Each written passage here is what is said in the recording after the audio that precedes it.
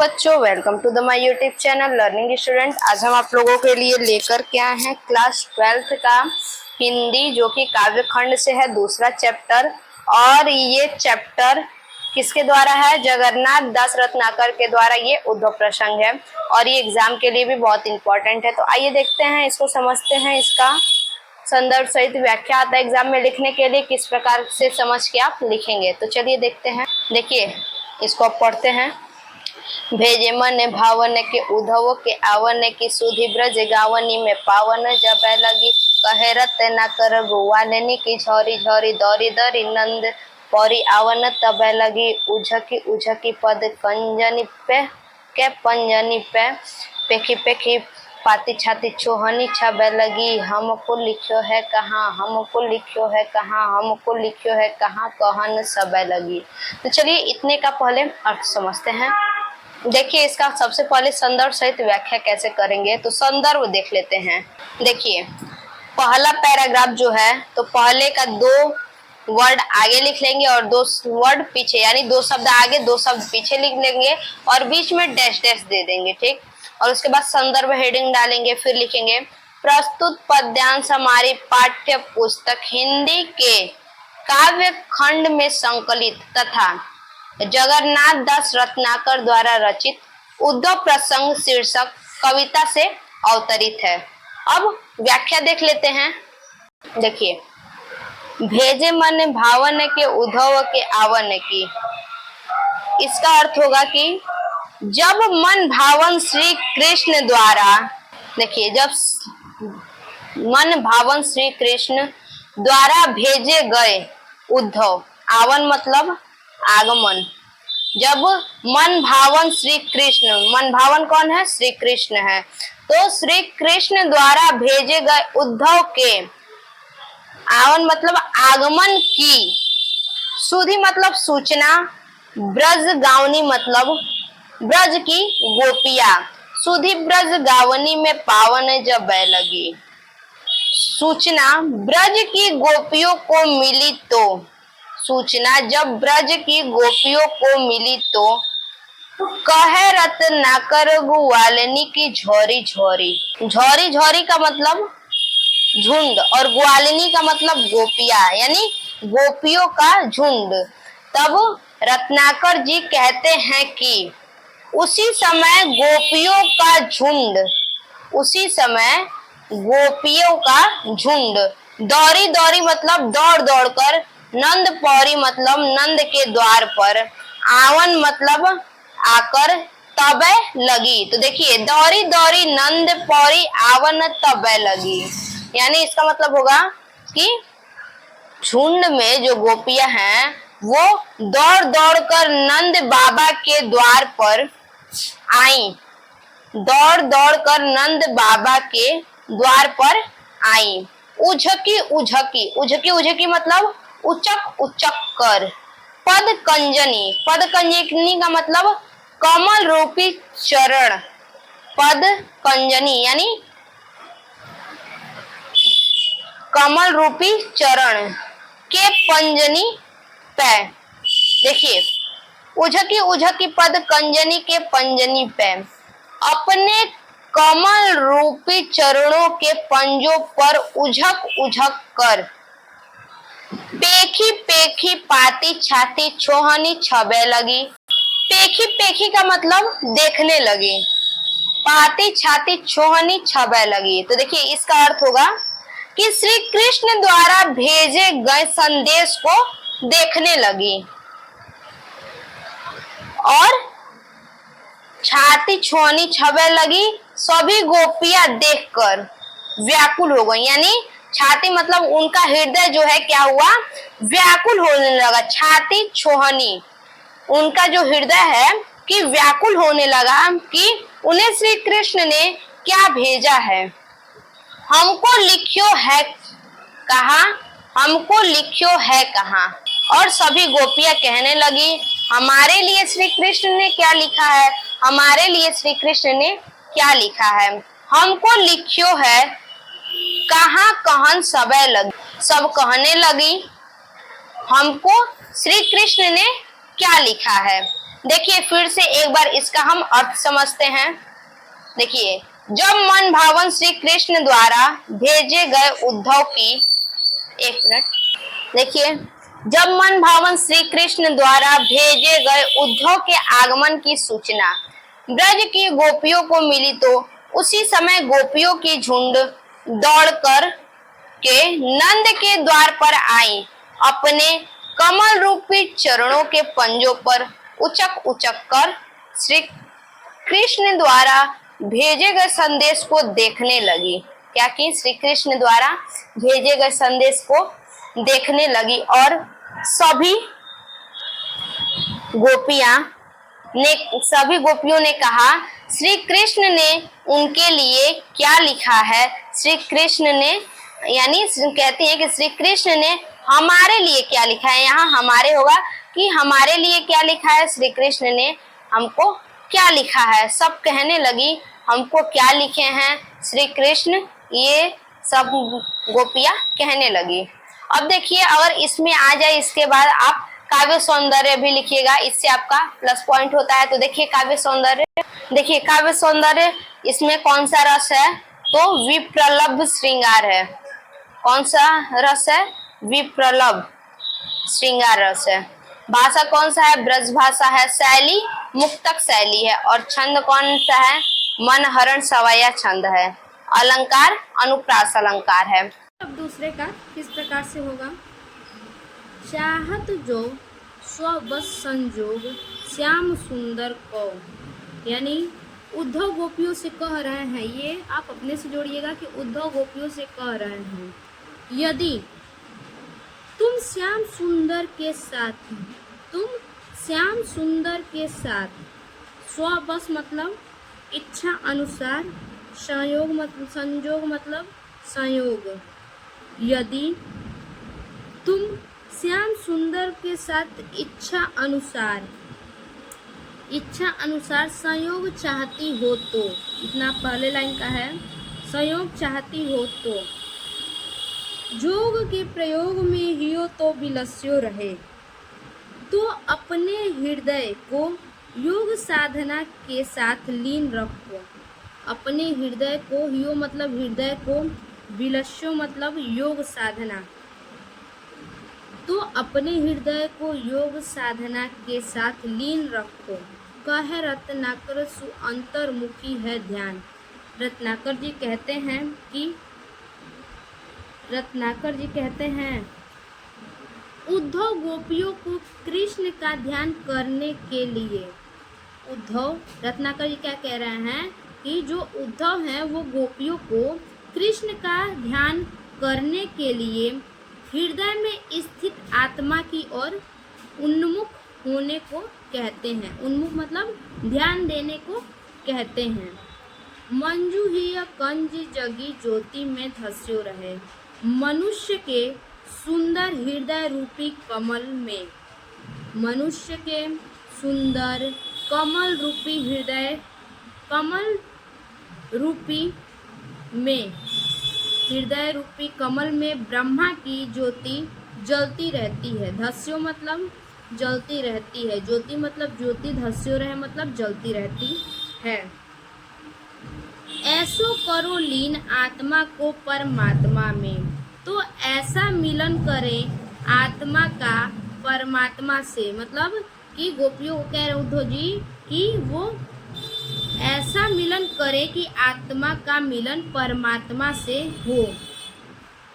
जामे जड़ चेतन विलास विकस्यो रहे, इसका मतलब जिससे उनके जड़ में, जिससे उनके हृदय के जड़ में और चेतन के प्रति आनंद प्रकट हो। कहाँ, जड़ में और हृदय में जो है कि चेतन के प्रति आनंद प्रकट हो। मुँह बस जोहत बिछोह जिया जाको छोही, इसका देखिए, मुँह बस जिसके वियोग का अनुभव करके, मुँह बस जिसके वियोग का, बिछोह मतलब वियोग का अनुभव करके गोपियाँ क्या होती हैं, दुखी होती हैं। जिसका वियोग करके गोपियाँ दुखी होती हैं, तथा सो तो सब अंतर निरंतर बस्यो रहे। ऐसा देखिए, तथा प्रिय कृष्ण को अपने से अलग समझती हैं। प्रिय कृष्ण को क्या करती हैं? अपने से अलग समझती हैं। वो तो केवल गोपियों के नहीं बल्कि वो सदैव सबके हृदय में क्या होते हैं? विद्यमान रहते हैं। ये हो गया हमारा दूसरे का। एक बार पूरा हिंदी समझ लेते हैं इसका। देखिए दूसरे पैराग्राफ का भी इसी तरह से दो शब्द आगे 2 शब्द पीछे लिख लेंगे और व्याख्या देखिए। उद्धव गोपियों से कह रहे हैं, यदि तुम श्याम सुंदर के साथ इच्छा अनुसार संयोग चाहती हो तो अपने हृदय को योग साधना के साथ लीन रखो। उद्धव गोपियों को कृष्ण का ध्यान करने के लिए हृदय में स्थित आत्मा की ओर उन्मुख होने को कहते हैं। मनुष्य के सुंदर हृदय रूपी कमल में ब्रह्मा की ज्योति जलती रहती है, और जो ब्रह्मा की ज्योति जलती रहती है, ब्रह्मा की उसी ज्योति के ध्यान में गोपियों को क्या करना चाहिए? लीन रहना चाहिए। जो ब्रह्मा की ज्योति जल रही है उसमें गोपियों को लीन रहना चाहिए, ऐसा उद्धव जी कह रहे हैं। गोपियाँ अगर कृष्ण को पाना चाहती हैं, ये सब कौन कह रहा है?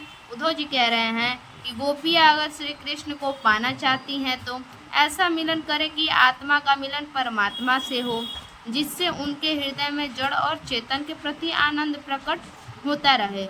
मोह बस जिसके वियोग का अनुभव करके गोपियाँ दुखी होती हैं तथा प्रिय कृष्ण को अपने से अलग समझती हैं, वो तो सभी के हृदय में सदैव विद्यमान रहते हैं। अब देखिए इसका काव्य सौंदर्य देखते हैं। देखिए ये है हमारा काव्य सौंदर्य। भाषा कौन सा है? ब्रज भाषा। शैली मुक्तक शैली। छंद कौन सा है? सवाया छंद। अलंकार अनुप्रास अलंकार। और रस कौन सा है? शांत रस। अब देखिए तीसरा पैराग्राफ देखते हैं कि तीसरे में क्या है। देखिए, सुनी सुनी उद्धव की अकहन कहानी कान। कवि कहते हैं कि उद्धव के द्वारा न कहने योग्य बातों को गोपियाँ सुनकर, उद्धव के द्वारा न कहने योग्य बातों को सुनकर गोपियों के कान क्या हो गए? दुखमय हो गए। को था रानी को था नहीं थी रानी है, कह रत्नाकर रिसानी बर रानी को बिल खानी बिल कानी बिथकानी है, को सेद सानी को भरी त्रिग पानी रही, को घूमी घूमी परी भूमि मुरझानी है, को श्याम के बहकी बिल लानी को कोमल करेजो थामी सहमी सुखानी है। अब सारे का अर्थ एक बार में देखिए, बिल्कुल इजी है कि कवि कहते हैं कि उद्धव के द्वारा न कहने योग्य कहानी को सुनकर गोपियों के कान क्या होते हैं? दुखमय हो गए। कई गोपियां थर थर कांपने लगी। कई गोपियां क्या होने लगी? कांपने लगी। तीसरे लाइन का, कई गोपियां उद्धव से गुस्सा हो गई। कई गोपियां बड़बड़ाने लगी। कई गोपियां रोने लगी। कई गोपियों के नेत्र में क्या हुए? पानी भर गए। कई गोपियां घूम घूम करके क्या हुई? कई गोपियां जो हैं कि विकल हो गई। कई गोपियां क्या हुई? विकल हो गई। और कई गोपियां थक गई। कई गोपियां तो मूर्छित हो गई। क्या हो गई? मूर्छित हो गई। और कई गोपियां क्या? श्याम श्याम कहते हुए तड़पने लगी। कोई अपने कोमल कलेजे को थामकर तड़पने लगी। ये हमारा इतना अर्थ है, इसका व्याख्या है। अब देखिए एक बार में फिर से देखते हैं। देखिए व्याख्या, कवि कहते हैं कि उद्धव के द्वारा न कहने योग्य कहानी को सुनकर गोपियों के कान दुखमय हो गई। कई गोपियां थर थर कांपने लगी। कई गोपियां थर थर कांपने लगी, यानी 2 बार है। कई गोपियां उद्धव से गुस्सा हो गई। कई गोपियां बड़बड़ाने लगी। कई गोपियां रोने लगी और उनके नेत्रों में, कई गोपियों के नेत्रों में आंसू आ गए। कई गोपियां विकल हो गई। कई गोपियां थक गईं। कई गोपियां पसीने से भीग गईं। कई गोपियाँ तो मूर्छित होकर गिर गई। कोई श्याम श्याम कहते हुए तड़पने लगी, कोई अपने कोमल कलेजे को थामकर तड़पने लगी। ये हमारा इतना क्या है, व्याख्या है। अब देखते हैं कि चौथे पैराग्राफ का व्याख्या क्या होगा। इसका भी काव्य सौंदर्य उसी प्रकार से होगा जैसे मैंने पहले और दूसरे का काव्य सौंदर्य बताया है। देखिए अब आगे हमारा जो चौथा पैराग्राफ है इसमें क्या करना है, इसमें भी हमारा संदर्भ उसी प्रकार से रहेगा। अब व्याख्या समझते हैं। कान्हा दूत कह दो ब्रह्मा दूत है पधारे आप, यानी गोपियाँ उद्धव से पूछती हैं। गोपियाँ उद्धव से क्या पूछती हैं, देखिए गोपियाँ उद्धव से पूछती हैं कि आप जब से आए हैं, पधारे यानी आप पधारे, यानी आप जब से आए हैं ब्रह्मादूत ब्रज बालाओं को भड़काने में लगे हैं। किसको, आप जब से आए हैं ब्रज बालाओं को भड़काने में लगे हैं। आप जैसे ब्रह्मा के दूत हैं, न कि कान्हा के दूत।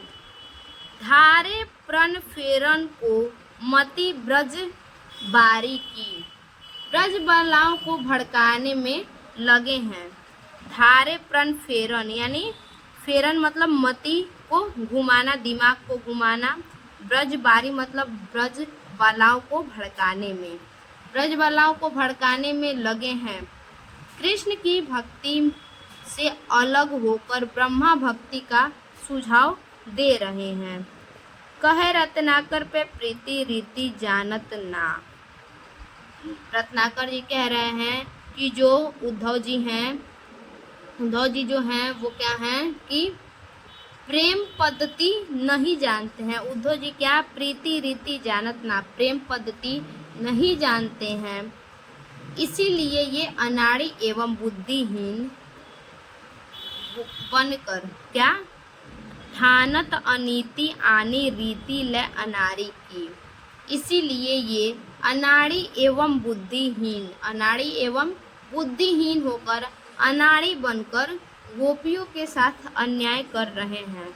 अनाड़ी की यानी अन्याय कर रहे हैं। अब देखिए, मान्यो हम कान्हा ब्रह्मा एक ही, कहियो जो तुम। गोपियाँ कहती हैं कि हे उद्धव, अगर हम मान भी लें, अगर तुम्हारे कहने पर हम मान भी लें कि ब्रह्मा और कान्हा एक ही हैं। क्या गोपियाँ कहती हैं कि हे उद्धव, तुम्हारे कहने पर अगर हम मान भी लें कि कान्हा और ब्रह्मा एक ही हैं, तो हमें भावना अन्यारी की। तो ये भावना हमें अन्यारी मतलब ये भावना अन्याय का हमें पसंद नहीं, अच्छा नहीं लगता। ये भावना हमें अन्याय का अच्छा नहीं लगता। जय है बनी बिगड़ी न बारी धिता बारिधि की। जिस प्रकार से बीबस बूंद, जो पानी का बूंद होता है, जिस प्रकार से बीबस बूंद समुद्र के जल में लीन होकर अपना अस्तित्व खो देता है, उसी प्रकार से बूंदता विलय है बूंद विवश विचारी की। उसी प्रकार से क्या, ब्रह्मा एक समुद्र है, समुद्र के समान है। ब्रह्मा क्या है, एक समुद्र के समान है, जबकि जल नदी सागर कृष्ण के समान है। तो आज के लिए बस इतना ही, 4 पैराग्राफ। बाकी आगे का वीडियो हम सेकेंड पार्ट में लेके आएंगे। फिर से मिलते हैं अपने एक और नए वीडियो में। तब तक के लिए धन्यवाद।